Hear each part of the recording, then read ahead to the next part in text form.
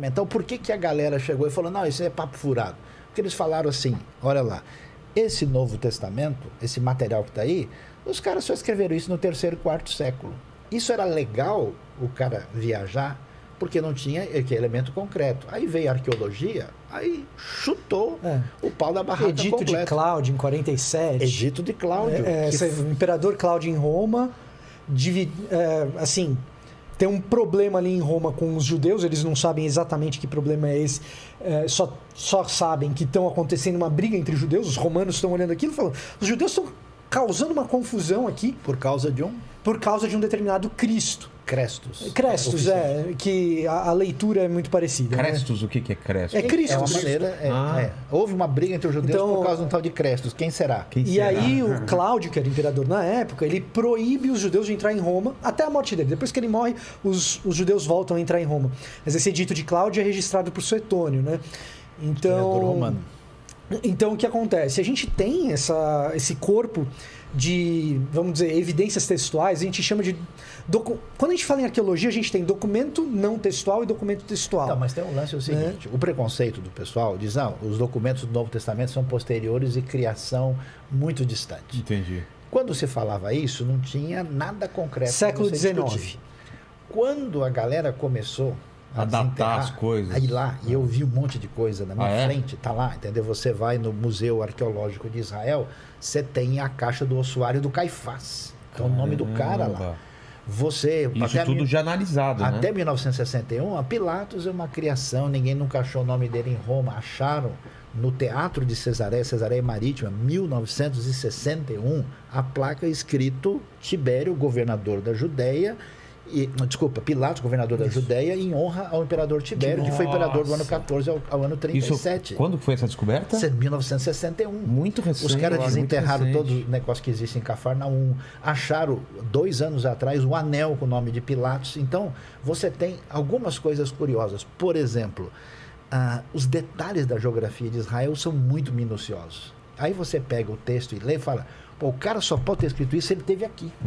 Não tem como, entendeu? O cara saber que tem essa curva e essa subidinha aqui. O Evangelho de João, que a galera falava, não, foi uma criação, não sei, é muito detalhado geograficamente. A outra questão que derrubou de vez é a questão do grego. Porque quando o pessoal lia esse grego, falava, esse grego aqui e tal, não sei o quê. Quando for analisar, esse grego não é bem grego, é um grego semitizado. É um grego que ele está querendo dizer é o seguinte, do Novo Testamento. O Novo Testamento ele é escrito em grego, tá? Por quê?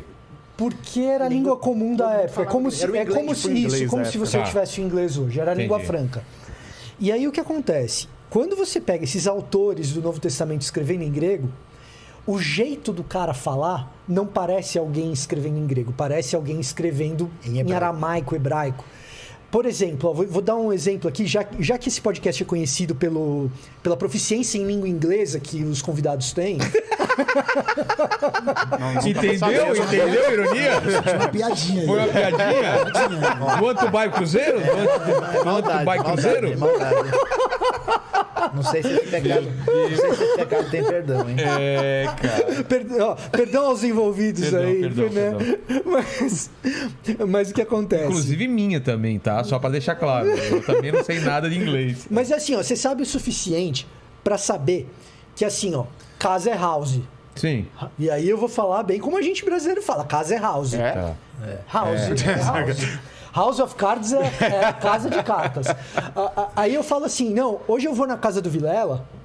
Aí você fala assim, bem brasileiro. I'm going to the house of Vilela. Certo? Entendi. Nós mas Mônica é good. Eu falei... Não é como um cara que conhece a língua escreveria. I'm going to Vilelas. A construção é o português... passado para o inglês, literalmente. Mas o lance é isso. Se esse negócio tivesse sido feito lá no ambiente grego 2, 3 séculos depois, os caras não iam falar desse jeito. Nós vai, nós fica, nós foi. Entendeu? Então é essa pegada. Esse lance da língua matou a pau. Data de 25 de dezembro como o nascimento de Jesus. Bom, primeiro é impossível saber quando Jesus nasceu, né? O que a gente talvez tenha de evidência é que há um relato de que quando Jesus tinha nascido, os pastores estavam com as ovelhas no campo. Então não era um momento de inverno, não era um momento de outono, devia ser na primavera ou no verão. Então a gente tem ali alguns meses possíveis do nascimento de Jesus. Agora, Dia 25 de dezembro, nunca. Por que 25? A gente parou no dia 23. Hoje é dia 23, mas a gente tá falando... Por que escolheram o dia 25? Teve um motivo? Então, aliás, esse então eu peguei... É um maneirismo que eu peguei seu, né, professor? Eu sou inocente, eu não sei de nada. Agora, quando fazem a pergunta cabeluda pra ele fala, então... Pra pensar um pouco, né? Não tem resposta, né? Então, mas então, o dia 25 de dezembro... ele tem uma representatividade de calendário. Então, o que acontece? Quando a gente fala do nascimento de Jesus, como o Berloffa estava comentando, a gente não tem uma data específica. Não tem como... A gente falou da certidão de nascimento? Não tem como a gente voltar nisso. Então, o que acontece? Quando a gente começa, como cristandade, a entender o nascimento de Jesus como algo importante, escolhe-se uma data, tá? E aí você fala assim, bom, que data que a gente vai escolher? Que data que é boa para você, professor? Olha... Que data seria boa para você? A data boa é entre março e abril. Entre março e abril seria uma data mais historiográfica. Primavera, nasceu bem, não estava tanto frio. Se ele nasceu de fato numa manjedoura e num pátio de uma casa ou numa estalagem... Porque há essa controvérsia nos evangelhos. Tem um evangelista que fala que foi os magos que encontraram ele numa manjedoura. O outro evangelista fala que foram pastores que encontraram ele numa casa, num pátio de uma casa. O oposto. O Lucas fala que os pastores encontram o bebê na manjedoura, verdade, porque pega no nascimento. Mateus é mais genérico, então pega Jesus depois do nascimento. Sim. E aí ele já saiu da manjedoura para casa. Então essa tá vendo? O Luiz já explicou, ele já quer explicar a contradição. Isso é pastor, Não, isso é raiz. Agora, por que pra gente falar em abril e na primavera, pra gente isso é importante, Vilela? Pelo seguinte, nós somos seres humanos modernos que a gente está profundamente preocupado com a precisão histórica dos eventos. Que é uma preocupação que o ser humano da antiguidade não tinha tanto. Tinha, mas não tinha como a gente tem. Então a gente... O que a não gente... tinha? Não tanto quanto nós. Então o que acontece? A gente passou por um treco chamado iluminismo. Esse negócio chamado iluminismo é um treco inédito na história da humanidade. A verdade está na matemática. Né? A verdade está na matemática, está na ciência, a verdade está... E, cara, muita coisa boa veio disso. Comprovação científica, né? O que não for comprovado... Por que a gente conversa sobre Jesus histórico? Porque... Teve uma turma, essa turma do século XIX, do Reimarus, que o professor estava falando, que olhou e falou o seguinte, olha, para existir validação dessa narrativa de vocês aí, eu preciso validar isso pelo método científico. E o método historiográfico que se tinha na época dispunha de poucos recursos, mas era o que tinha, e se eu não consigo provar historicamente as coisas a respeito de Jesus, eu nem considero isso a verdade, isso daí é um conto da carochinha. Então, para nós, quando eu pego e respondo assim, para mim é conveniente datar o nascimento de Jesus ali por abril, ali por março, a gente olha para trás e olha para os eventos do nascimento de Jesus, faz muito sentido que seja. Agora, um humano antigo, ele fala assim, eu preciso datar, comemorar um nascimento de uma figura importante. O que eu vou escolher? Ele não está tão preocupado assim com a coerência interna das narrativas e tentar imaginar, não, foi mais ou menos nessa época aqui. Ele vai olhar pro calendário dele e ele fala assim, esse cara aqui é muito importante, é o mais importante. Que data que eu tenho aqui que é importante pra caramba? E aí, sociedades agrárias vão olhar para as datas que dizem respeito a equinócio, solstício, datas que são referenciais para plantio, e vão chegar numa conclusão. Opa, 25 de dezembro parece uma data boa. Então, uma parte substancial de todas as datas importantes vão ter a ver com plantio na antiguidade. 25 de dezembro é uma delas. Que é referente ao quê? É o dia mais curto do ano. Porque os antigos tinham um pavor muito grande do inverno, porque a galera morria. Você não tem tanta possibilidade assim de vencer um inverno rigoroso. Então eles clamavam pelo sol e pelo retorno da primavera e do verão. E aí, o que acontecia? Eles, o fogo, né? Por que a Olimpíada tem uma tocha? Por que o símbolo de Roma antiga é o fogo? Porque é exatamente essa questão, né? Que é tão forte no ambiente europeu. Então, na Europa antiga, você tinha o dia mais curto do ano. A partir daí, o dia começava a vencer a escuridão de novo. Era o Natalis Solis Invictor. Consequentemente, o pessoal falou, peraí, mas a Bíblia não fala que Jesus ia ser o sol da justiça? Aí a galera falou, olha, então quem significa essa vitória da vida, que aliás tem a ressurreição, da luz, foi daí. Em relação Agora, à noite. tudo indica, até porque quando Jesus está em Jerusalém, e ele está muito certamente na época da Páscoa, ele está conversando com os doutores da lei, porque o pessoal ia 3 vezes por ano para as festas de Jerusalém. E a conversa dele com os doutores da lei tem a ver com o seu bar mitzvah, quando o menino judeu se torna emancipado. Então é possível que a sua data de nascimento esteja relacionado próximo com uma festa. E juntando isso com a primavera, a época próxima do nascimento razoavelmente considerado seria março, abril, que é mais razoável. Mas a tradição consagrou dezembro. E aí foi um lance muito louco, né? Porque a galera fala, se o negócio é dezembro, então não tem nada a ver, o Natal é falso, não sei o quê. Aí tem a galera... O Papai Noel, o pessoal não reclama muito, não. O Papai Noel tá legal. É interessante porque aí significa o quê? Que aquela galera que estava acostumada a enxergar o sol e a vida de maneira assim mágica, agora eles ressignificam isso a partir da experiência do conhecimento de Cristo. Então, num certo sentido, o Natal entrando em dezembro é a vitória da tradição cristã sobre o mundo pagão antigo. Entendi. E aí tem outra questão também que dizem que a contagem de ano tá errado também. Que... Essa é mais fácil. Bom...